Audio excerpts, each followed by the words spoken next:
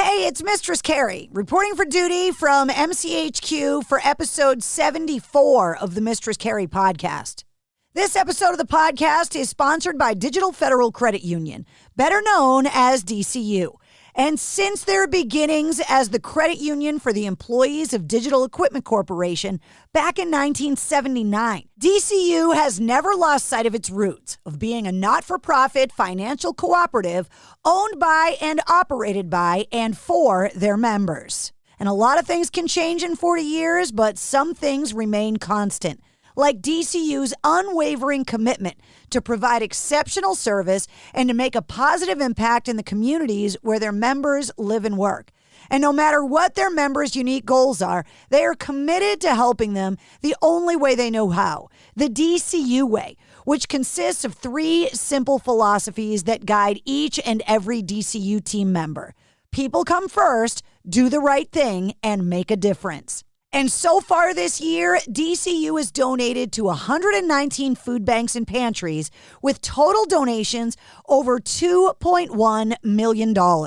And they've passionately supported numerous school programs, hospitals, veterans organizations, and other worthy causes that are doing their part to help individuals and families in need. Giving back is central to what they do. And I know because DCU is always there. When I ask them for help, they say yes. Find out more at dcu.org. Okay, my guest this week on the podcast is the one and only Adrian Belew. Now, you may recognize his name as a member of King Crimson, but his career, well, Googling it only tells half the story.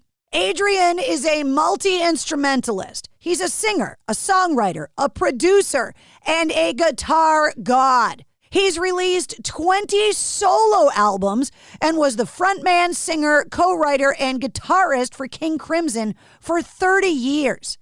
But he's also worked alongside musicians like David Bowie, Frank Zappa, Paul Simon, Nine Inch Nails, The Talking Heads, toured with Tool, and now is a member of the band Gizmodrome, alongside Stuart Copeland from The Police. I could not wait to get to know the man behind that creative brain.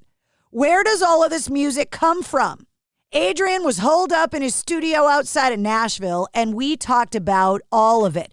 His career, songwriting, playing the guitar, his family, his love of ice cream, and what it's like not only to be behind some of the most iconic and inspirational music, but then what it's been like to actually collaborate with musicians he inspired. He's a fascinating guy, and a guy whose brain I would love to burrow in and climb around for a while, and I know that sounds creepy. He also couldn't be more personable and sweet, and I just absolutely adored getting to know him.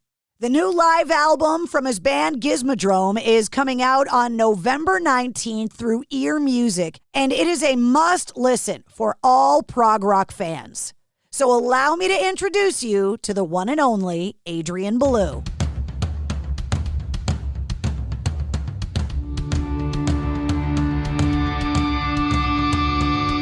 Hey, what's up? This is Sully from Godsmack. Strap on those boots, baby, because you are now in the trenches of the war room with the one and only Mistress Carrie right here on the Mistress Carrie podcast. What's up? This is Joe Rogan, and you're listening to Mistress Carrie. Her hair so lovely, pretty eyes. Hey, this is Brent from Shinedown, and you're listening to Mistress Carrie. Hey, Carrie, go put your bra on, girl. Hey, this is Steven Tyler, and you be listening to the baddest bitch in Boston, Mistress Carrie. What's up? This is Aaron from Stain, and you're listening to Mistress Carrie. Hi, everybody. This is Dave Grohl from the Foo Fighters, and you're listening to the one, the only Mistress Carrie. Hey, this is David from the band Disturbed, and you're listening to the baddest bitch in Boston, Mistress Carrie. Hi, Bruce Dickinson here from Iron Maiden. Yes, indeed, Miss Whiplash herself, Mistress Carrie, is here to unchain your brain. Hi, this is Flea from the Red Hot Chili Peppers. You're listening to Mistress Carrie. This is Dennis Leary. You are listening to my favorite, Mistress Carrie. Hey, this is Corey from Stone Sour, and you have the privilege of listening to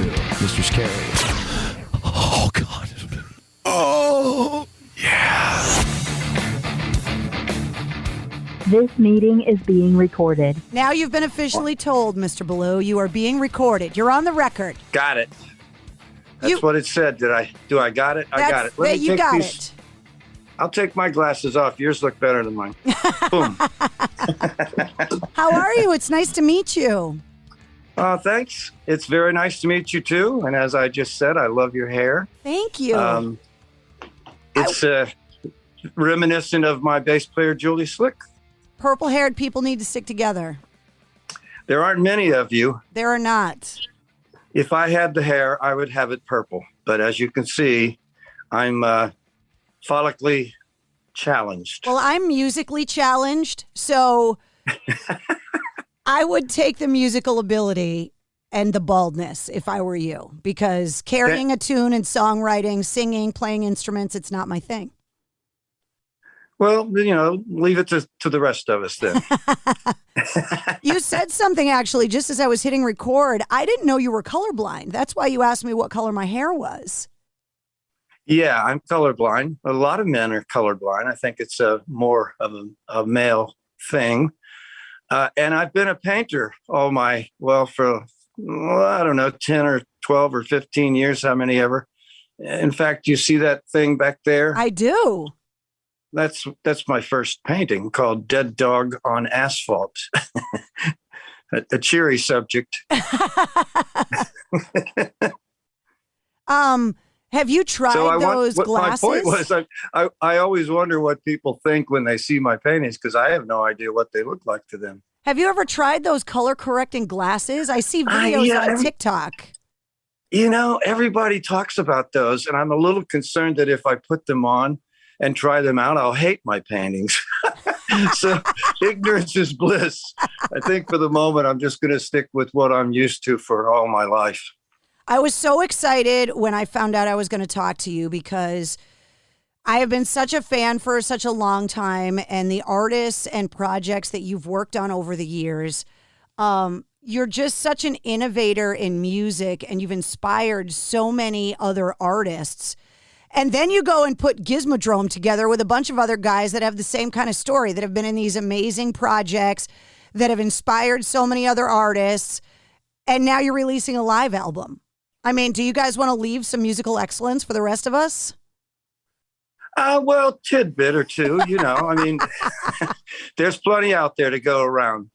Yeah, Gizmodrome itself surprised me because, first of all, I got a call from Stuart Copeland. That's a big surprise. Which doesn't happen to most people, by the way. No, and I certainly wasn't expecting it. I hadn't seen Stuart for about 20 years and only really played with him one night at a special event in San Francisco. So I can't say that we were, good buddies at that time. We are now. But so, there were three words that clicked in my head: Stuart Copeland, Italy. So he said, would you like to come over to Italy and hang out and have fun and eat pasta and play on a record? I said, yeah, of course, let's do that. And I went over there thinking that it was going to be a Stuart Copeland solo record, and I'd probably play on maybe 3 or 4 songs.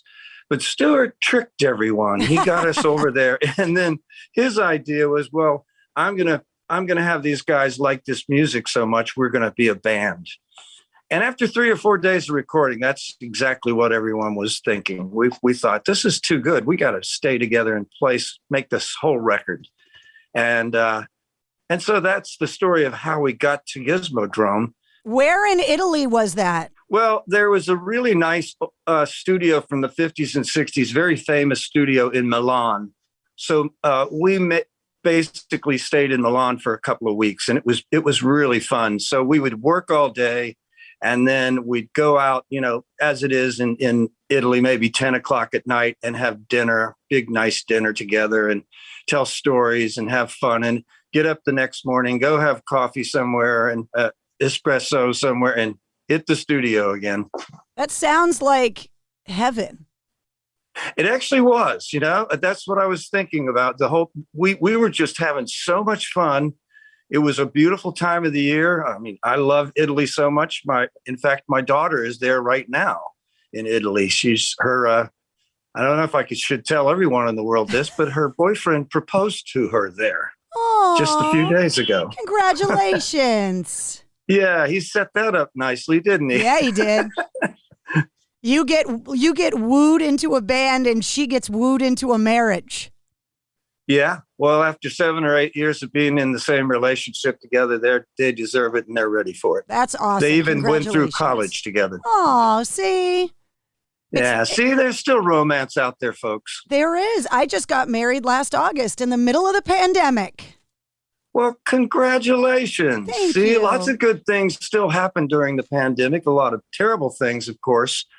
But I think it also gave us all kind of the space to breathe a little bit and reassess and maybe look at our lives again.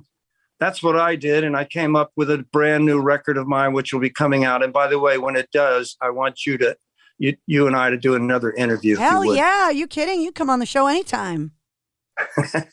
Thank you. So when you get wooed into this band, now the first record came out in 2017. So we're talking about a few years ago that your wooing to Italy happened with Stuart. And then once a band releases a record, it's just only a matter of time before you get lulled into going on tour. How was that? Because obviously that's where this live record came from. Well, to be honest, I was really excited to go on a long tour with the band because I loved the record so much. I know that to support a record, you need to tour. And here we were in Italy. That's not necessarily the only place you want to tour. So, but what happened, Mark King, the fabulous bass player and singer in the band, had already booked a summer tour of festivals in Europe. So that kind of took the wind out of our sails. There weren't many places we could just go and play at such a late, time. Everything was kind of booked. So long story short, we ended up being able to play, a show and two in London and a show or two here and there and in Tokyo. And so we ended up playing 6 shows. Not exactly my idea of a tour that supports a record, but still the record really did well and got a lot of great reviews and people loved it. So I was hoping it would go longer, but from those 6 shows, they culled this batch of material. Can we talk about your career a little bit? Because it is... No. It's... Because I'm not a musically inclined person, I'm fascinated by a musician's journey. So I want to go back to the beginning with you in Kentucky and talk about where you got your first guitar. Like, did your parents give it to you? Where did you get it? Well, the first guitar I ever had in my hands was loaned to me by the guitar player in the band in which I was in. I was the drummer. And I was sick with mononucleosis for 2 months and had to stay at home. So he said, well, here, I'll loan you my guitar. I wanted to teach myself to play. The first guitar I bought from a place in Erlanger, Kentucky, a local music store, I believe it was called House of Music. And I bought a Gibson Firebird because I thought they were pretty interesting looking. Nothing to do with the way they played or sounded. I wasn't that advanced yet. And I think it was $180 and I paid $10 a week on it. Wow. And that was my first electric guitar. And around that time, I started getting better and better. And pretty soon I found myself, rather than being the drummer in bands, I was called on to be the guitar player. When you're growing up, I think it's every parent's worst nightmare that your kid is going to want to play the drums from a noise perspective. So yes, when you're a little kid and you start showing musical ability, did your parents want to buy you drums? Well, I had always had some inkling of musical ability and the fact that I could sing from a time I was a little child, and my parents were proud of that. They would show off how well I could sing, but I don't think they necessarily wanted me to be a drummer. But we moved to Ludlow, Kentucky, a little down the river of Cincinnati, Ohio. And I was 10 years old. It was the 6th grade. And I just insisted that suddenly I want to be in the school band. And the junior high school band, and I want to play drums. And so for the first year or two, as I was doing it, I didn't have any drums of my own. I would just bring my marching snare drum home and play around with that. But what I did have is we lived on the top floor of my grandmother's house, the second floor, and my bedroom was right over her kitchen. This woman must have, I mean, my grandmother is a saint. There's no question about it. But I had a linoleum floor, and I wore down 3 different places on the floor with my sticks playing on the linoleum floor right above her kitchen. It must have driven her crazy, but not as crazy as when they finally did buy me a very small, cool little drum kit. And I would bring my snare drum home, and there was no tom-tom, so I would rope it to a chair, turn the snare off. And so then I'd have my snare drum, my tom-tom, which was actually the marching snare drum, and a cymbal and a bass drum. That's what I had. It's not very common to be able to play those very different instruments well. And you can, and to be able to sing, it takes a certain amount of not ability, but expertise, because I feel like those instruments would be different parts of your brain. Do you agree with that?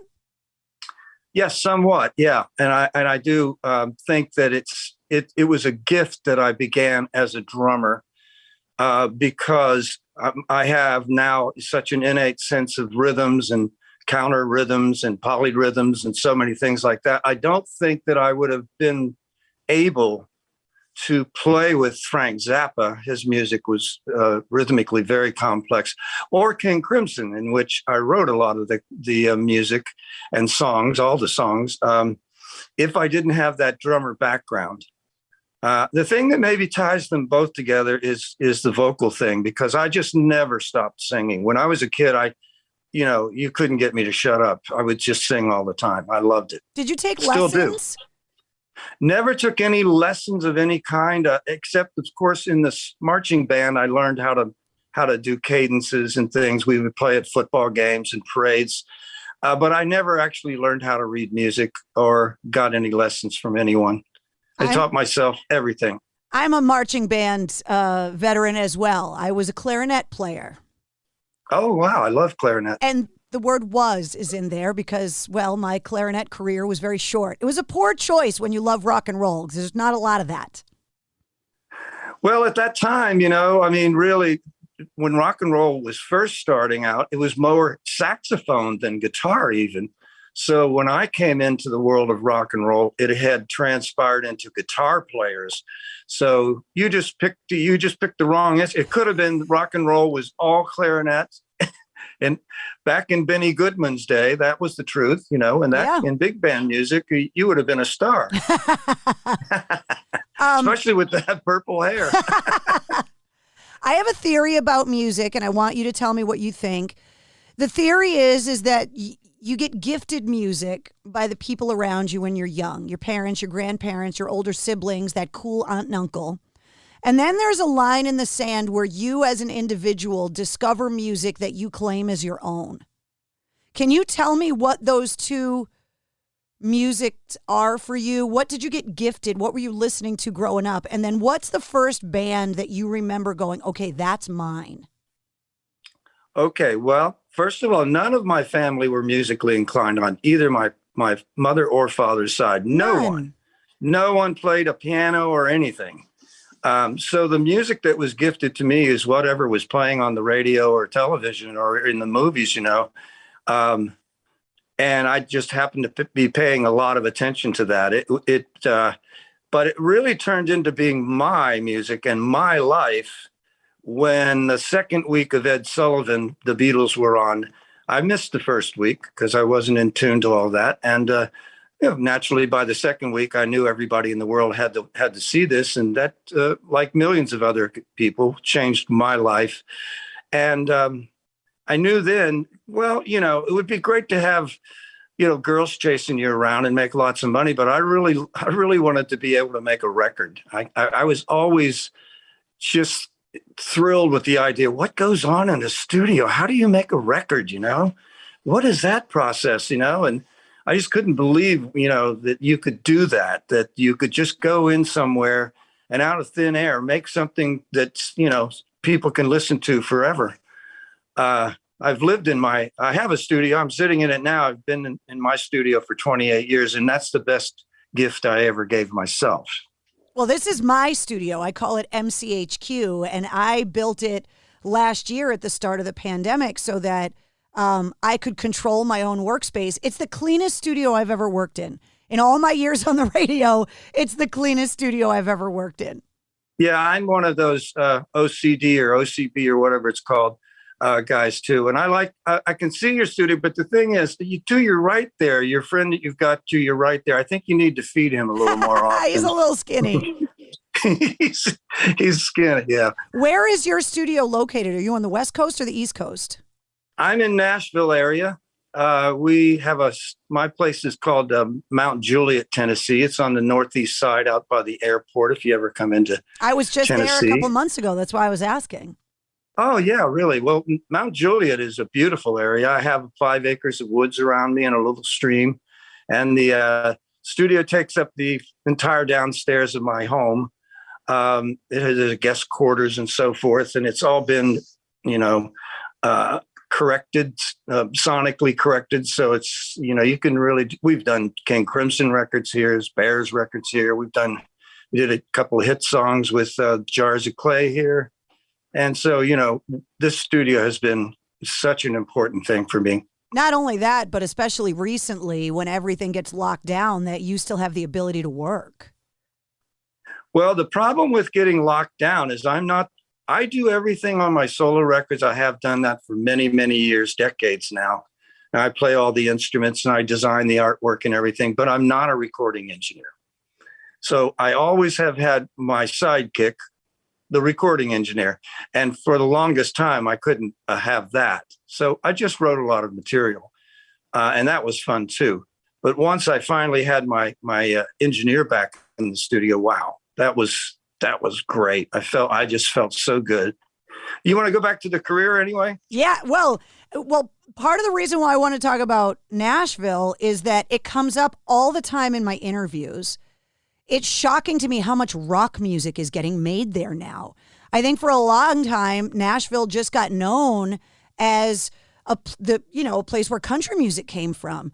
But more and more all the time, it is becoming this hub of not just songwriting, but rock music. Oh, absolutely. Everybody on every coast, how many ever coasts we have, has moved here now and are still moving here. Even Mount Juliet, which when I moved here was pretty podunk, is now thriving. It's got traffic jams and things. And when I moved here 28 years ago, I was, my wife is from here, and that's why we moved here. She had a large family. We thought we might have a family of our own, so we should be where she could have he or she. We have 2 daughters, could have grandparents and aunts and uncles happy and all wife, that stuff. Happy life, isn't that what they say? Yeah. So when I moved here, though, I felt like a horseshoe in a swimming pool or something, because I felt so out of place. It was, all cowboy hats, pickup trucks, and country music at every service station and every restaurant. And it was all franchise things, McDonald's and Wendy's and nothing else much. Now it's so different, wonderfully different. Now it's very cosmopolitan. And as you say, it's really not so much just country music anymore. Everybody's moving here, and I love it. But I don't really, have much time to go out and socialize with those people. But a lot of them live on the other side of Nashville, which is Franklin area. That's 45 minutes for me. So for me to go hang out with people in Franklin is an hour and a half drive. Never mind. They better be cool. They got to come to me. I mean, you flew all the way to Italy to hang out with Stuart Copeland. So. Well, wouldn't you? Yes, I would. Yeah. Plus, it's Italy. It's not Franklin. Right, exactly. Nothing against Franklin. It's really a nice place. So we're talking about your career, and you've had such longevity of career, which rock and roll really affords artists, which I don't think when you start, you would ever expect this many years later to still be doing it, would you?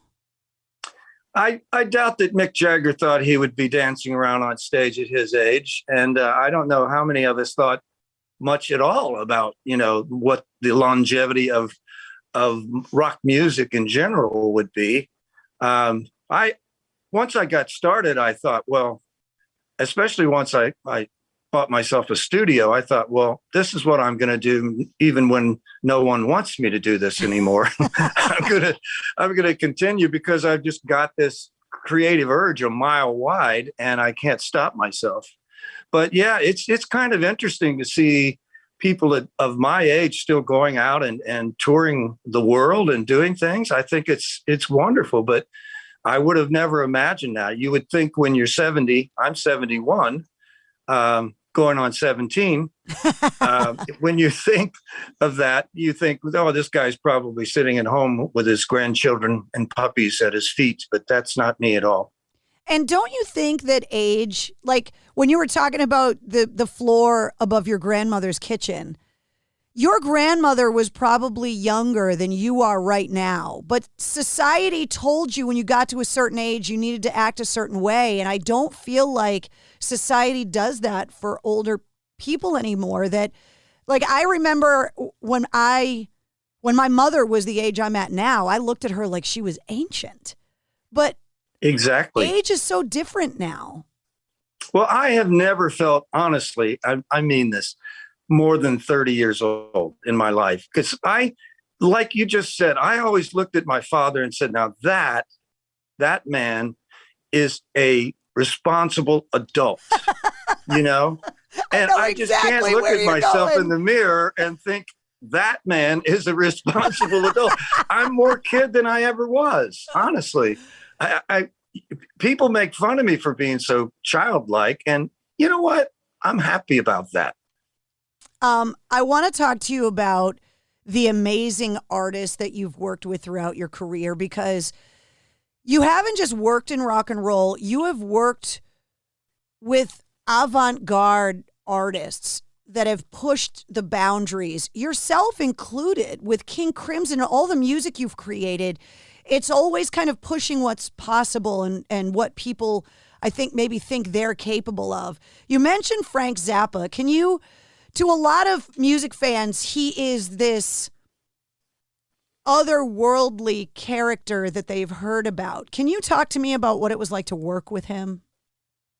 Well, I had the wonderful opportunity to go home and stay at his house with him every weekend for about 3 months while we were rehearsing, because that's the way I learned the parts. He would show me ahead of time. So I had a kind of a very close and special relationship with Frank, and I got to really see what he was as a person. And I would just say this: if there was ever a person that's a genius, he's one. I mean, everything he did and said just reeked of that, not just the musical part, but he was so sharp about everything. I loved all the ways he said things, just brilliant stuff that would just pour out of him all the time.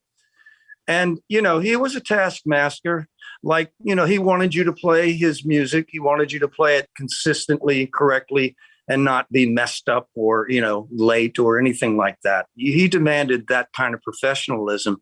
But as a person, he was really generous to me and very funny and kind. He wasn't like some people think, cynical or whatever. No, he really wasn't. He did not do drugs at all. Some people think, oh, he must have been out of his mind on drugs. Not at all. He was very anti-drugs and was perhaps the hardest working musician I've ever known.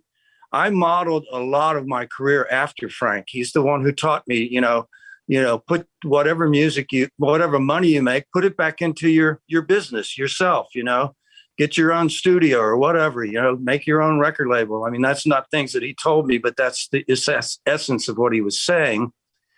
And, and work really hard. Of course, even though the work is a lot of fun most of the time, it's work to travel, for example, around the world. That's hard.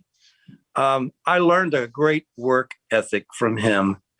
And he also broadened my musical horizons a lot. Of course, I could see that you could take anything you do and do it 20 different ways.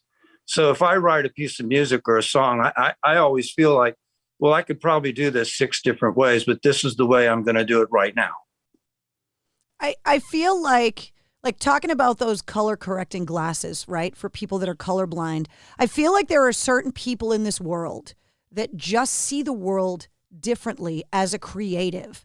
And I feel like Frank Zappa is one, and I feel like David Bowie is one. You've got an amazing track record of working with these people that I really do feel like they're on the same planet as the rest of us, but they're not seeing the same thing. Well, I don't mean to sound the way this is sounding, but I think I'm that person too. I'm not saying I'm a genius like Frank or David. No, but with the music you've made, you don't look at it the same way. You can tell by the music you make. I kind of think that my brain works differently for whatever reason. I don't know why. It's wired a little differently, all the way even to color blindness. I see the world differently, physically, but my brain is so wired to being creative. Everyone tells me I'm creative no matter what I'm doing. If I eat creatively. I mean, I have no way to stop it. It's just natural to me. I don't even know it's really happening. So I don't know why that happens. And that's my world that I have. That's the thing that I was gifted, as you said earlier.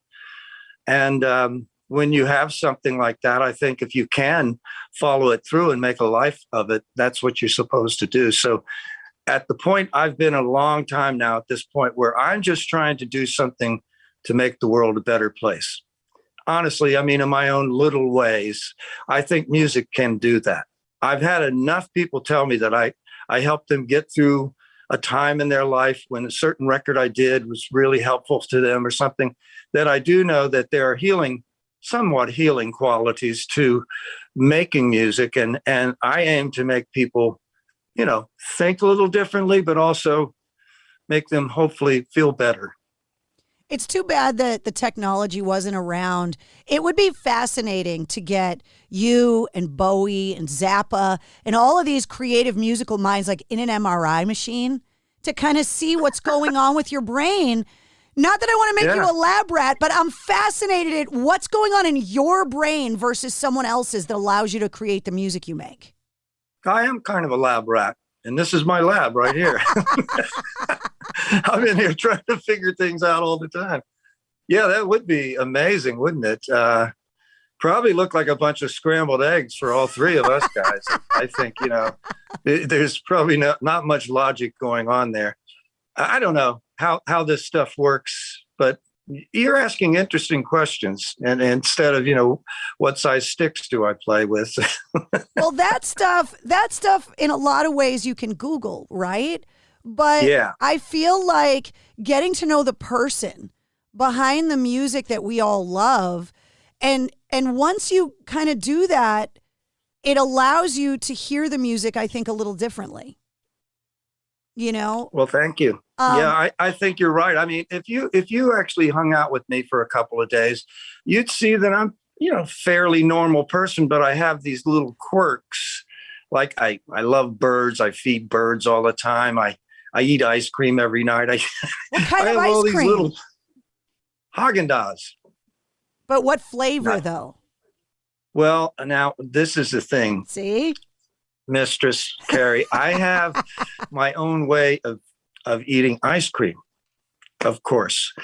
I put vanilla Haagen-Dazs in a bowl, and I chunk it up, and I pour a little tiny bit of fat-free milk on it and a little Hershey's chocolate syrup, and I make a milkshake in a bowl. That sounds delicious. As I'm eating it, it kind of tastes like I'm making a milkshake. Well, I've done that for 30 years. It sounds like you make almost like soft serve ice cream, kind of. You don't stir it up. That's the thing. You don't stir it up. That's why I said chunk, because what needs to happen is the milk needs to be in there with all of it as you're doing it. So you're kind of mixing it spoon by spoonful. See, I knew it was going to be an interesting answer. Well, there you go. I ask this question of every songwriter that I talk to because I'm so envious of the craft of songwriting, but I don't have it myself. Can you give me an example of a song that you think is a perfect example of perfect songwriting, so much that you covet it? Like you say, oh, I wish I wrote that song. But from a songwriter's perspective, I want you to break it down why you think it's good songwriting. And it can be your music. It can be someone else's music, any genre, any artist. It doesn't matter. Now you really got me stumped. There's so many great songs that I think of. I would choose one of my own, but to be nice about it, I'll choose something completely off the wall for you. Back in the day, before rock and roll music even, there were some great songwriters, and the form of songwriting was different then because it wasn't dictated by radio formats. So I would pick this song called I Left My Heart in San Francisco. And the reason I picked that one is because it has a little intro, and then it sings the theme of the song, and then it comes to, a great sort of wonderful moment at the end, and it's over in about 2 minutes. And I think that's wonderful because the writer has said what he has to say in a succinct period and didn't go back and use the chorus over and over and over again. I mean, that's what you do now. But back then, the loveliness of Paris seems somehow sadly gay. That's the intro. Then I left my heart in San Francisco. That's the middle body of the song. When I come home to you, San Francisco, you're gonna sun will shine for me. That's the triumphant ending. Perfect song. I've never had a bad answer to that question. And I love your answer because it's not anything I would have predicted it to be. Well, I could give you a lot of examples, and that's just one. Don't get me started on Lennon and McCartney. I mean, there's so many great examples in there. And, there's just tons of great songwriters. I always like Ray Davies, too, from the Kinks. I just think his songs have this wonderful tongue-in-cheek British humor about them. And it's kind of those kind of things put around in my mind. That's what I'm always striving for, not to copy any of it, of course, but be able to say, yeah, I think I got there on close. I think of rock and roll and the evolution of it as kind of like this endless race where runners are passing the baton one to the other, just pushing music forward. And you're one of those artists for a lot of rock bands now. And you've worked with a lot of artists like a Zappa, like a Bowie, that inspired artists then you go on to work with, like Trent Reznor and Nine Inch Nails, or you go and tour with Tool. And these are bands that were directly inspired by you. Rock music would be a very different place had you not been there. And it's fascinating to me to kind of look at it as a linear thing. What was it like working with artists that you helped inspire, like Nine Inch Nails or Tool? Well, before I get to that, I want to say your analogy is a perfect analogy. Oh, thank you. It's exactly that. And maybe that's why the longevity of rock music has occurred, because people keep passing it forward. With the people I listened to, especially when I was a teenager, that's when you're most heavily influenced, I believe. All the people, Roy Orbison, the Everly Brothers, the Beatles, Jimi Hendrix, everyone, King Crimson even, all those things that influenced me when I was young enough created the urge in me to want to move forward with that and take it to my own place. When I meet someone, and I know the guys in Tool very well, and of course you talked about Trent Reznor, that professes to, have been influenced by me, it's like the greatest honor you could give me. It's better than having a number one single or anything else, which I've not had. But it means the world to me because that's how I got here. So it's so special to me to have someone say, your music made me do this. And I remember when Trent Reznor. Well, his manager called my manager, and I went in and worked on the first record, which was Downward Spiral. And at one downtime moment, he said, "I'm so excited because we almost didn't call you because we thought you wouldn't do this." And I was like, "What do you mean I wouldn't do this?" "Well, you played with Bowie and the Talking Heads and King Crimson, and we just thought, no, he won't come and play on our record. Here's a guy who's already selling 10 million records." Yeah, and the Downward Spiral, it's not a little project. I mean, that's a career-defining record. Yeah, exactly. And I've been on quite a few of those, like Graceland or something like that. And, I'm as surprised as everyone else when I get a call from, Paul Simon, "You want to play on my record?" I'm like, well, duh, of course, What is something, talking about the person behind the music, right? What's something that would surprise people about these? I don't know how to describe people like a Bowie or a Zappa or a Paul Simon. They're like notorious. They're these pillars. But what's something that would surprise the average music fan about the creative geniuses behind the music we all love? Well, I know this has been said a million times, but the truth is, once you're in a room with them long enough, say you've worked with them for a day, maybe even a day or two or three or 6 months, they really quickly become just people, real people with real, they eat the same sandwich that I eat. And so it debunks all of that. But still, I always have had awe and respect to being around those people. So I try to listen more than talk and absorb what they're giving me more than try to put my own thing forward to them.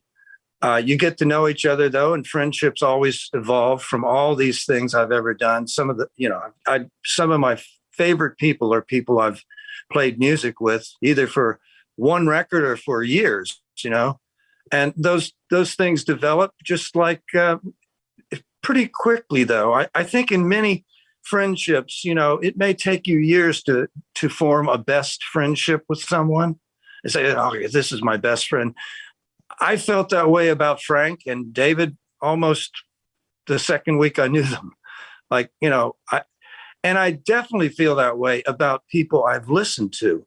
When I met Paul McCartney for 1 hour, I could finish his stories for him. I felt like I know this guy like I've lived his life right beside him because of the music. I felt like I really understood him. I know the stories. I've read all the books, seen the films. I know the whole thing, when it comes to the Beatles and Paul McCartney in particular. So it's really interesting. That whole facade kind of falls away, and all of a sudden you're there with someone who is just so smart. They can talk about anything. Their experiences, their stories are fabulous. So it's very entertaining to have friends like that. Is there anyone that you have on a short list that you haven't worked with that you want to, or are you just leaving yourself open to whatever possibility comes, waiting for a call from Stuart Copeland from Italy? Well, most of the people this goes back to what I just said a moment ago. Most of the people who would excite me would be the people that influenced me when I was young. So that's why, you mentioned Paul McCartney or I did, or Ringo Starr or Ray Davies from the Kinks or the Kinks themselves. Those are the kind of people that would thrill me to work with. But I know there are also lots of other more current musicians, like, say, I don't know, Foo Fighters, for example. I'm not a person that listens to a lot of new music, but I know that's a great band. I know that, Radiohead is a great band. So there are always people out there that I could admire. Whether to work with them or not that's a strange question, because you never know what a collaboration is going to be like until you're in the thick of it. I always knew I would love to work with Pixar But once I was in the middle of working with Pixar, I realized, whoa, this is really something. This is more than I ever bargained for. And it was a 3-year experience. So that's what I call it, like a real serious collaboration where you have to keep your end up all of a sudden. Well, if I was to work with Paul McCartney, I'd probably be the whole time thinking, wow, I don't know how to keep up with this guy. He's so brilliant. Well, it is amazing how slowly the world of animation functions versus you could lock yourself in a room with a bunch of musicians and bang out a record in a few days if you want it, or at least an EP. But when it comes to working in animation, that's a snail's pace and then some with a company like Pixar. Andrew Stanton from Pixar, who's, done most of their movies and written them and so forth, directed them, referred to it as glacial, which I thought is the best term for it, because you're right. From the 3 years that I worked on the film Piper, which is a 6-minute short film, right? It didn't look like Piper until the last 3 months. Before that, it was line drawings and it was this, and then it changed into that, and then filled in a little bit more. But the actual look that as being Pixar look, that didn't happen until the very end, because they have to, they have to do all this computer stuff, and they don't do it at the beginning. They do it at the end. So and you're right. There are so many records I've done that were just almost on the, just, hey, let's make a record, okay, sit down and make a record. I mean, that's happened to me too. I've made records in 2 days with people. So it's a different process. Maybe that's why that seemed intimidating for the longest time. Gizmodrome Live comes out on November 19th. And like you said, you only got to play a half a dozen shows. As the world starts to move forward in its plans next year for touring and hopefully getting to a post-COVID world in some way, shape, or form, do you guys have plans to be able to head back out on the road and do a more grand scale tour that maybe you were hoping for in the beginning? We don't have those plans, but I think it's possible. What's happening now to me, and I think to a lot of people, is that 20-month off period. All the plans you had were already made then. I had a whole year's worth of work, and that's the things I'm catching up doing now. The festivals I'm playing right now with Turquoise and Jerry Harrison, where we're reliving the 40-year-old anniversary of Remain in Light, that was supposed to happen, a long time ago. So I think what we first have to do is catch up to all the commitments and things we wanted, and then we see from there. But recently, one of the concerts festivals I did was with Oysterhead, and that's Stuart Copeland, of course. And he was talking about how the last time Oysterhead played together was 5 years before that. 5 years. And I said, good. Well, now I know how long it'll be before Gizmodrome gets to play again. I see what your clock is. So I have high hopes for it, though. I really love the band. I love the people in it. I love the music and the songs. Some people thought that Stuart shouldn't have been the singer. I completely disagree. I think his character is what makes those songs. They were his songs. And Mark and I singing the choruses as the professional singers, put it all together in a unique way. So I have a lot of love for it. I hope it can come back at some point. I was disappointed we never got to bring it to the good old US of A. Well, that was part of why I was asking. They're predicting that next year could be the busiest touring season in the United States ever.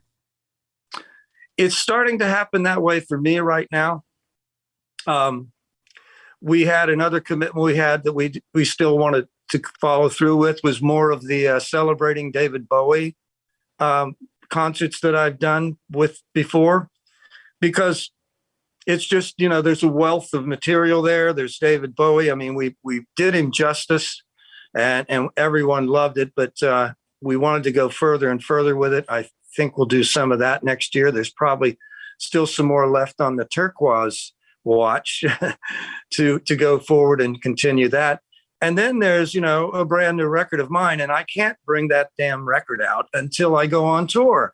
And it's driving me crazy because it's probably one of the best records of mine I've ever made, for me personally. And here I am sitting on it and can't play it or release it for anyone because, as you probably know, it wouldn't serve the record right if you didn't go out and tour. That's when people become most aware of it. So I can't wait to get my thing back on tour too, and so many other things. So I think it definitely will be. That's one of the things that I was considering. Gosh, everybody's going to want the gig. So, but I kind of think wherever on the ladder you were when they stopped, wherever you were on the escalator when they stopped the escalator, that's where you start from when they started back up again. So I'm not too worried about it. I'm anxious to go and play a lot of shows, and having already just finished a brand new record, I've got that on my system for a little while. I don't like to go long between records, though. I've already got 20 new songs. It's amazing. Before I let you go, during the lockdown, guitar manufacturers were saying that at one point they were selling like 1,000 guitars a week, that people were just buying guitars because it was something that they could learn how to do at home, because what else are you going to do? Then we lose Eddie Van Halen in the middle of it. And I have been talking to so many different guitar players about their own personal style, their own personal tone. So I want to ask you that question. Where do you think your tone comes from? From what I hear in my head. And, I don't have a tone. I have a million tones that I'm trying to get out of my head, just like the material itself. It's all happening in here, and I just want to give it to someone else and let them enjoy it too. My lifelong ambition as a guitar player has just been to stretch, completely just keep going in new directions and adding to my vocabulary of sounds and effects and things that I can do and styles and trying to create new things. So I believe a lot of guitar players do get a sound and they stay with that, and that's their thing, and they ride that horse all the way through their career. That's not really the way I'm wired. I prefer to try to reinvent it all the time. So that's what I keep doing. And that's what I think is such a joy about technology. I'm not so great with technology or anything, but you give me some new pedal or some new effect box and I'll make something new happen with it. And that's why I love technology. It was such an honor and a pleasure to get to know you today. Thank you so much for making the time to hang out with me. And you've been involved directly with so much music that I love, but then inspired so much music that I love that when I found out I was going to be able to talk to you, I was freaking out. Well, I want to talk again about Elevator, my new record, when you get a chance. You let me know. We'll set that up. You let me know. I've got your info, I hope, here. Yeah. And it was a pleasure talking to you. You really had a completely unique angle, and that always makes it feel good. So thank you so much. I appreciate it. Thank you. Have a great rest of your day. Enjoy your ice cream too. Tonight. I'll have it. It's the milkshake in the bowl coming up around 9:00. See you later, Adrian. Bye-bye. Bye. There he is, the ice cream lover himself, Adrian Belew from Gizmodrome and King Crimson. The new Gizmodrome live album comes out on November 19th, and you can hear Gizmodrome and King Crimson and all of the other music that we talked about in this episode on the corresponding playlist that is linked in the show notes of this podcast. I do it for every episode of the Mistress Carrie podcast. And this playlist rocks. You can also find all of Adrian's links and Gizmodrome's links in the show notes as well. If you liked what you heard, don't forget to hit subscribe so you don't miss anything from the Mistress Carrie podcast. New full-length episodes come out every Wednesday, and every weekday you get the Sit Rep. The Situation Report is all of your rock news, music headlines, and industry info, and all in less than 5 minutes, so it's the perfect way to start your day. Huge thanks to our sponsor, Digital Federal Credit Union. DCU does amazing work with so many veterans organizations. And with Veterans Day coming up, we should all be trying to do our part. Don't forget, you can join me every Tuesday night live on my Facebook page for my show, Cocktails in the War Room.